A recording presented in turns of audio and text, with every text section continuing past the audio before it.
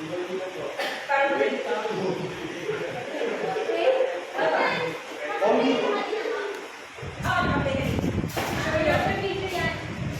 Yan na, okay na po. Okay na. Sige.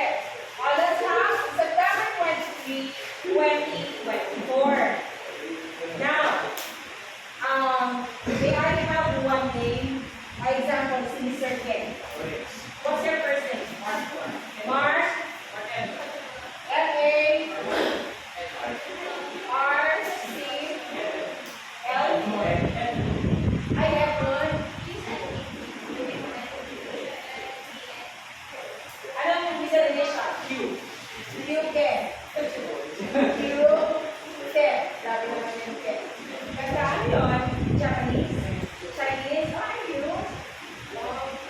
Mr. Ito ka. Inawad nila. Ano ha? Mr. Mark Edwin Q. Yeah? So this one is all, ayan ang all, capitalized in bold. Okay? All caps in bold. Next. Let me write. Balik ka na mo. Ayun ang ganda siya. Thank you for being my test. Alright. Next one is, let's say, principal. David. Diba? David. Principal. Aldrin. Lopez. And then, kailangan, example na lang ha, last word, ikutan, hilog. National High School. High Division. High School. Ayan. Western Ikutan National High School. Number 1, name, designation, name of the school. Okay? Here.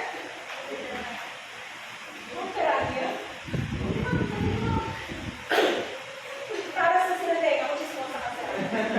Okay? Diba? Here, sir. Okay, or dear Mr. Ken. Okay. Doctor Okay. Ken. Principal. You cannot be a principal if you're not a doctor. Okay? Dear Dr. Ken. Yan. Column. And then, greetings. Now, what's next? Ang question is, where did you get the information that the school is looking for a BTBTED graduate? Where did you see the information? Oh, sir, I have seen, diba diretso? I have seen, sige, in Facebook, in your Facebook page, back, in your Facebook Page. page, that your that you are, sorry, that you are Look. seeking, pagka natin ang look, diba? Gamit na gamit na si look, no? Seeking. You are seeking for, Freshman. that you are seeking for Freshman. a graduate of BTBT. oh yun, no initialism, okay, of the bachelor, okay, balikan natin, that you are looking for a TLE teacher. TLE naman talaga, di ba? Yes. Okay, TLE teacher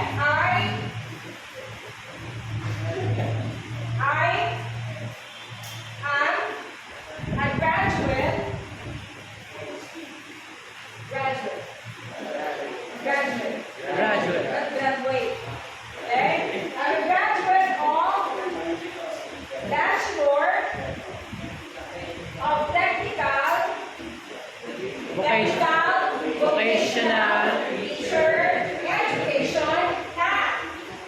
Saan? Okay. At the Technological University of the Philippines. Don't forget Taguig. Yan. Taguig campus. Taguig. Wala. I'm a graduate of Bachelor of Technical Teacher Vocation and Technical Vocational Teacher Education. Major in fact. Okay? Major. Major in kung wala yung tutulog na kasi dapat pantay-pantay. In computer. hardware. Hardware at the Technological University of the Philippines. Taguig. What's next? What else are you going to say? Yes, dear. Ano? Oo, very good ka dyan. Kasi no initialism na naman. Yan. Did I discuss to you the difference between initialism and acronym? Yes, ma'am. So very good ka dyan. So dapat ay yan, technical, Livelihood. livelihood, Education. yan. Ano capitalism? What do you mean? Oh, ano yan? Technical, livelihood, education, open and close parenthesis, TLE. Yes, yan? Ayan, tapos, you're down here. Sabi ko kanina, you are qualified for the position. Because you said that you're a graduate of. Now, what's next? I have my on-the-job training. On-the-job training. I have my on-the-job training at, let's say, Signal Village. Done. National High Signal School. Village. National High School. High School. High School. Where I what? Where I learned. Where I learned different skills. Skills in saan? Teaching. In teaching, in computer hardware, di ba? I learned different skills in computer. Okay. In teaching, tama kayo dyan. Ayan. What else? Signal Village National High School, where I learned different skills in teaching. Some more. What else are your qualifications? You can write here during my stay in the university. I learned essential skills in computer. Hardware. Okay, in computer hardware. Hardware, gusto, hirap. Okay, Computer hardware. Tapos ano pa? During my stay in the university, I learned essential skills in computer hardware, which I can. Ano yan? Which I can. Ano ba gagawa mo para sa estudyante? Which I can Assure. share. Okay. Assure. My knowledge. Okay. To your. Yan. To the students na lang. To students. Walang ba? Yan. Ayan. Which I can share my knowledge to students. So what else?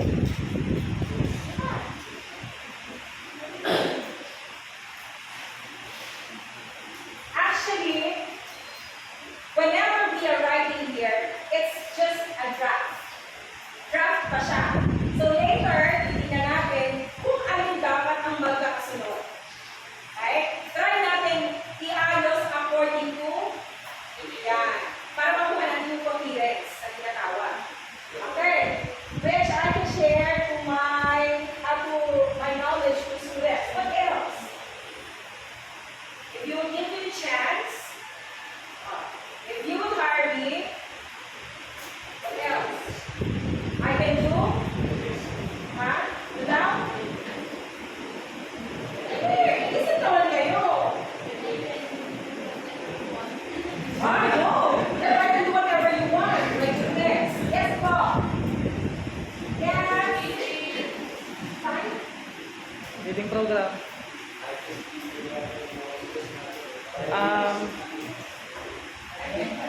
The word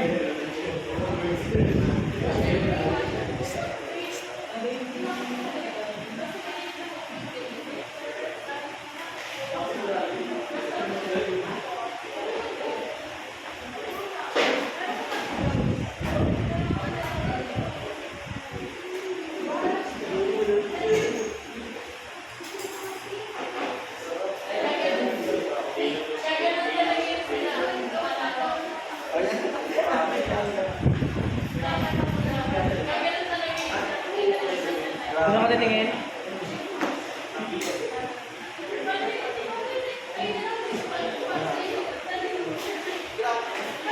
Kitik nga, kitik!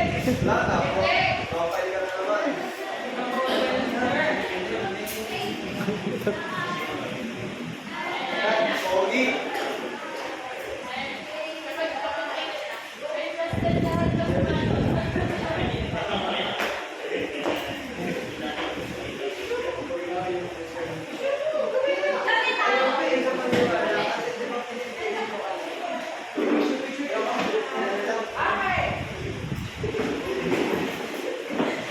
Yeah. What's that? A camera. Ayan. I can share my knowledge to the students. Ano sunod? What else? What are you promising to the school? Ha?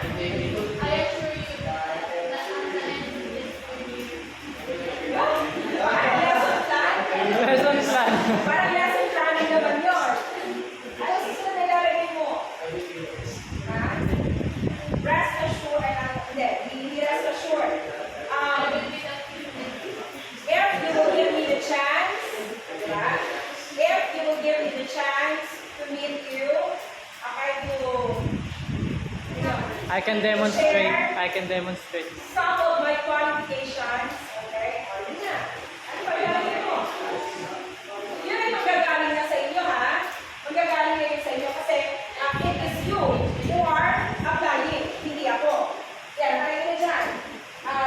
During my stay at university, I learned essential skills in computer, hardware, which I will share my knowledge to students. And then, if you will give me the chance, I can demonstrate I can demonstrate what?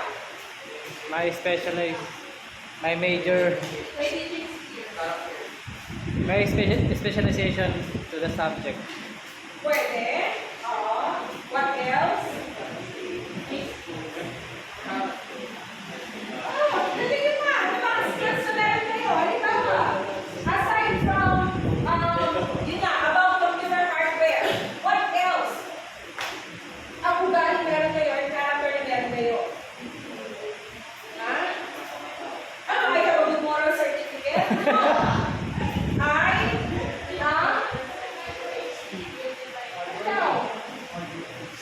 I can work under pressure. Ay, mga ganyan. Ano pa? Basic basic na nilalagay sa application. I won't be late. Oh, you're not going to promise. Oh, what else? Actually, ganito yan. So, we started here. Ano kaya ang sunod? You're a graduate of Bachelor of Technical Teacher Education. Major in? Yan. Tapos, ano sunod? Eto, during my stay in the university,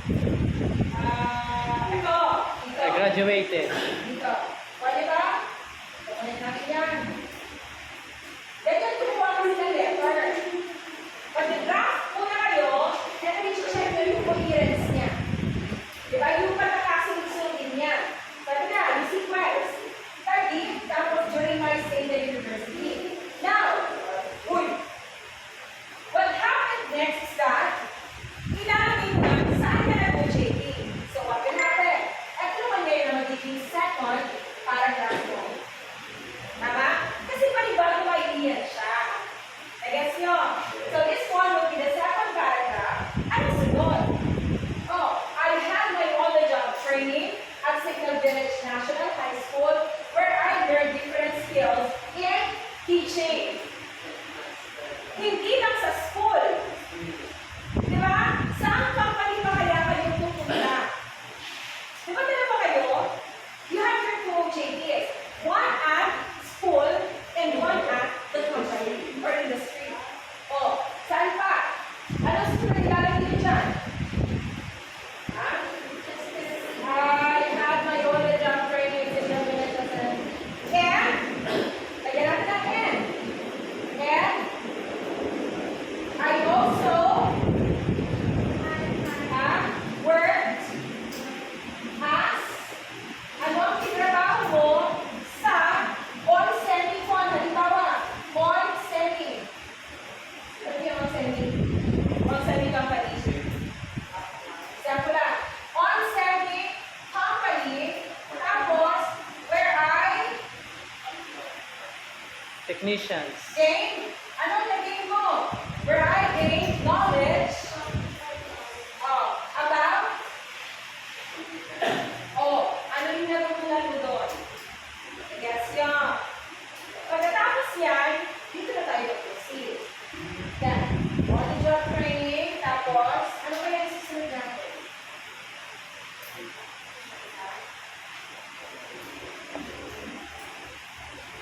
What's next? Easy. Sinabi mo na kung saan ka nag-JD. Sa school.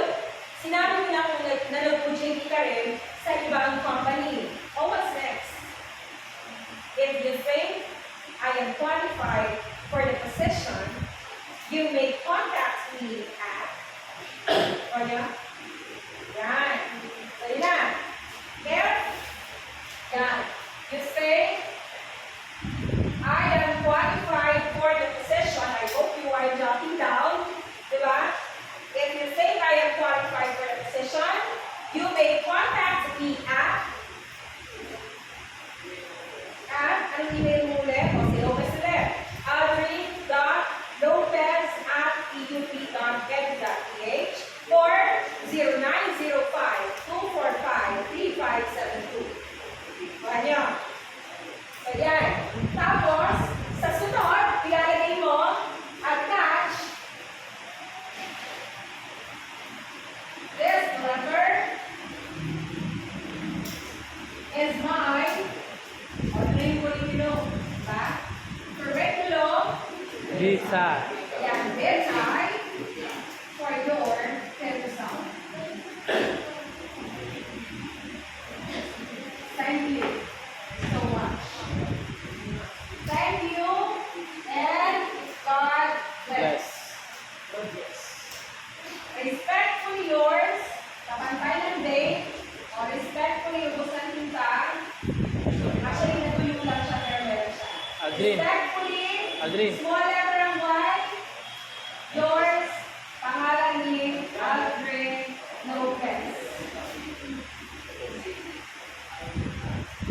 And then, signature ni Aldrin. Diba? Sige, question. Balik ko ang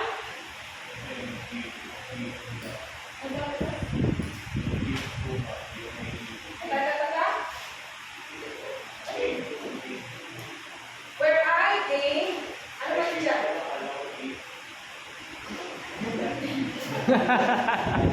So, it's okay, again. Kasi you are observant. Yes, na. Can we list down the essential skills, ma? Yes, of course. You can list down your essential skills. Pero if I were you, doon mo na lang siya ilagay sa resume. Diba? Diba lang ilalagay? Kasi dito, it's just on one page. Akala nyo lang ang dami. Pero once you encoded it, very konti lang siya sa inyo. Konti. Diba? Tapos yung spacing niya, kapag ibibigay lang, 1.5. Spacing ng body to letter. Okay? Body. 1.5. Pagdating dito, no spacing. Diba? Tapos dito, sa respectfully yours, 2. 2 ang spacing niya. Iyan nyo lang, iipan siya. Ha? Ito, no spacing. Hindi dapat sila magkakaniwalay. Okay? Walang hiwalayan yan. Kasi sa kanya yan.